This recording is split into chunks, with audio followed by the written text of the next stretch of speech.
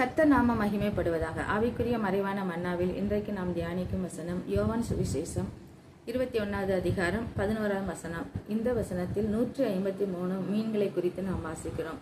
இந்த 153 மீன்கள் யாரை குறிக்கிறது என்றால், கிருபையின் காலத்தில் கர்த்தராகிய இயேசு கிறிஸ்துவை குறிக்கும். பழைய ஏற்பாட்டில் இந்த 153 எண் யாரை குறிக்கிறது என்றால், நியாயபிரமாணம் கொடுக்கப்பட்டதற்கு முன்பு என்றும் நியாயபிரமாணம் கொடுக்கப்பட்ட பின்பும் என்றும் இரண்டாக பிரிக்கலாம். நியாயபிரமாணம் கொடுப்பதற்கு முன்பு மனசாட்சியின் காலம். இந்த மனசாட்சியின் காலத்தில் 153 எண் நோவாவின் பேழையை குறிக்கும். நியாயபிரமாணம் கொடுக்கப்பட்ட பின்பு மோசையின் காலம். இந்த மோசையின் காலத்தில் இந்த 153 எண் ஆசரிப்பு கூடாரத்தை குறிக்கும். மனசாட்சியின் காலத்தில் கர்த்தர் ஒரு மனிதனை நீதிமானாக கண்டார். அது யார் என்றால் நோவா. நோவாவுக்கோ கர்த்தருடைய கண்களில் தயை கிடைத்தது என்றும் நாம் வாசிக்கிறோம். நியாயபிரமாணம் கொடுக்கப்பட்ட பின்பு கர்த்தர் ஒரு ஜனத்தை நீதிமானாக கண்டுகொண்டார். அது யார் என்றால் இஸ்ரவேல் ஜனத்தை நீதிமானாக அவருக்கென்று வேறு பிரித்து எடுத்தார். புதிய ஏற்பாட்டில் இந்த 153 எண் இயேசு கிறிஸ்துவை குறிக்கும் என்று நாம் பார்த்தோம். இதை நாம் 1, 5, 3 என்ற எண்ணாக நாம் பிரித்து பார்ப்போம். 1 என்றால் தனிப்பட்ட மனிதனை குறிக்கிறது. கர்த்தராகிய இயேசு கிறிஸ்து மாத்திரம் சிலுவையில் ஜெயம் எடுத்தார், சாத்தானின் தலையை நசுக்கினார்.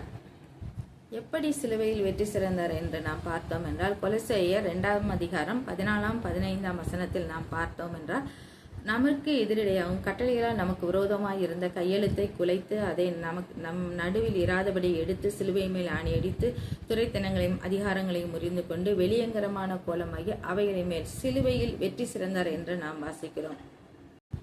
5 என்பது அவர் சரீரத்தில் காணப்பட்ட 5 காயங்களை குறிக்கும். கைகளில் 2, கால்களில் 2, விழாவில் 1, 5 காயங்களை குறிக்கும். 3 என்பது 3 ஆணிகளை குறிக்கும். பாவம், சாபம், ரோகம் என்ற 3 சாபங்களையும் சிலுவையில் சுமந்து தீர்த்தார். இதையும் அந்த 3 என்பது குறிக்கும். பாவம் என்பது ஆதாம் ஏவாள் காலத்திலே கொடுக்கப்பட்ட சாபத்தை கர்த்தர் இந்த சிலுவையில் நிவர்த்தி செய்தார். சாபம் என்பது கலாத்தியர் 3ஆம் அதிகாரம் 10ஆம் வசனத்தில் நியாயப்பிரமாணத்தின் கிரியைக்காரர் யாவரும் சாபத்துக்கு உட்பட்டிருக்கிறார்கள் என்று நாம் வாசிக்கிறோம். ரோகம் என்பது மத்தேயு 8ஆம் அதிகாரம் 17ஆம் வசனத்தில் நாம் வாசிக்கிறோம். அவர் தாமே நம்முடைய பலவீனங்களை ஏற்றுக்கொண்டு நம்முடைய நோய்களை சுமந்தார் என்று நாம் வாசிக்கிறோம். இவ்விதமாக இயேசு கிறிஸ்து சிலுவையிலே ஆதாம் ஏவாளுக்கு கொடுக்கப்பட்ட சாபத்தையும் நியாயப்பிரமாணத்தில் கொடுக்கப்பட்ட சாபத்தையும் நோய்களை எல்லாம் நிவர்த்தி செய்து இந்த 3 பாவம், சாபம், ரோகம் 3 காரியத்தையும் நிவர்த்தி செய்தார். மனசாட்சியின் காலத்தில் நோவாவின் பேழை எப்படி 153 எண்ணை குறிக்கிறது என்று நாம் பார்ப்போம். நோவாவின் பேழையின் நீளம் 300 முழம். 300 முழம் என்பது பிதா, குமாரன், பரிசுத்த ஆவியானவரை குறிக்கும். 3 பேரும் தெய்வீக தன்மை உள்ளவர்கள். இங்கே பிதா, ஆதியிலே பிதா, வார்த்தை, பரிசுத்த ஆவி என்று குறிப்பிடப்பட்டுள்ளது. வார்த்தை என்ற 100 எண்ணை மாத்திரம் நம்ம எடுத்துக்கொள்வோம். அகலம் 50 முழம், 3 அடுக்கு 3 தட்டுகள் வைக்கப்பட்டிருந்தது. 100 என்பது வார்த்தையை குறிக்கும். 50 என்பது நீளம், 50 முழம் நீளம், 100 முழம் நீளம், 50 முழம் அகலம், 3 தட்டுகள். இது நோவாவின் பேழை. நோவா தன் காலத்தில் இருந்த மனுஷர்களுக்குள்ளே அவன் நீதிமானும் உத்தமனுமாய் இருந்தான், தேவனோடு சஞ்சரித்தான். அதனால் ஆதியாகமம் 7ஆம் அதிகாரம் 1ஆம் வசனத்தில் நாம் வாசிக்கிறோம், நீயும் உன் வீட்டாரும் பேழைக்குள் பிரவேசியுங்கள், இந்த சந்ததியில் உன்னை எனக்கு முன்பாக நீதிமானாக கண்டேன் என்று கர்த்தர் சொல்லுகிறார்.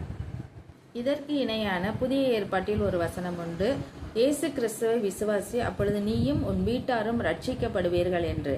அப்போஸ்தலர் 16வது அதிகாரம் 31ஆம் வசனத்தில் நாம் வாசிக்கிறோம்.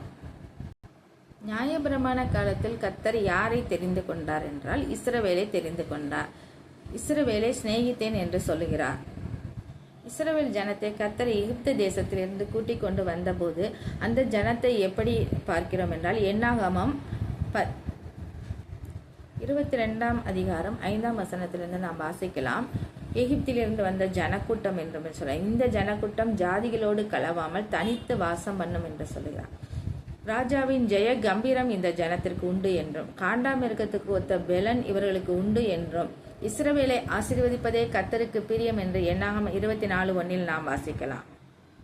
இந்த ஜனத்தின் மத்தியிலே கர்த்தர் உலாவும்படியாக யாத்திராகமம் 25 அதிகாரம் 8 வசனத்தில் அவர்கள் நடுவிலே நான் வாசம் பண்ண எனக்கு ஒரு பரிசுத்த ஸ்தலத்தை உண்டாக்குவாயாக என்று நான் உனக்கு காண்பிக்கும் வாசஸ்தலத்தின் மாதிரியின்படி நீ உண்டாக்கு என்று சொல்லுகிறார்.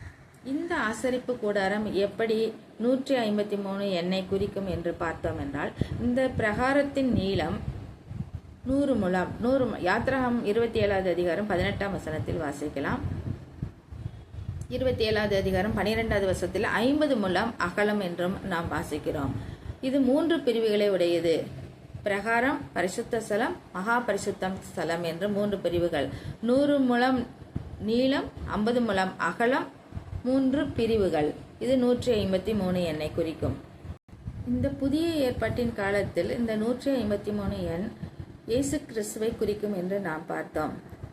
இந்த வலை இயேசு கிறிஸ்துவை குறிக்கும். அதிலிருந்த 153 பெரிய மீன்கள் ஆத்மாக்களை குறிக்கும். எப்படி என்றால், கர்த்தரிடத்தில் பட்சபாதம் இல்லை.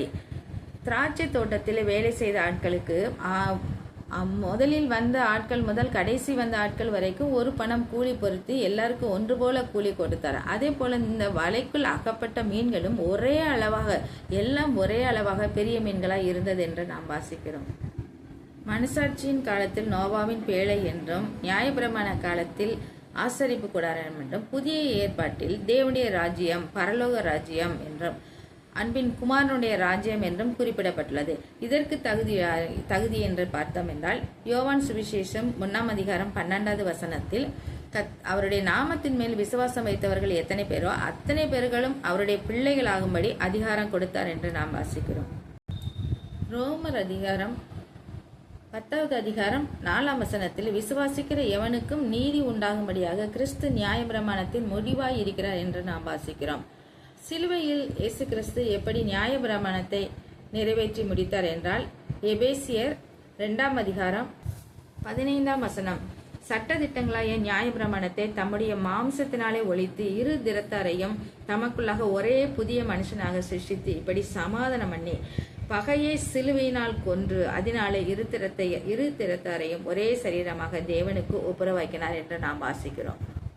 இவ்விதமாக இந்த 153 என்ற எண் மனசாட்சியின் காலத்திலும், நியாயப்பிரமாண காலத்திலும், இயேசு கிறிஸ்துவின் கிருபையின் காலத்திலும் தப்புவிக்கப்படுகிற எண்ணாக, ஆபத்து காலத்தில் அவரை நோக்கி கூப்பிடுகிற எண்ணாக இருக்கிறது.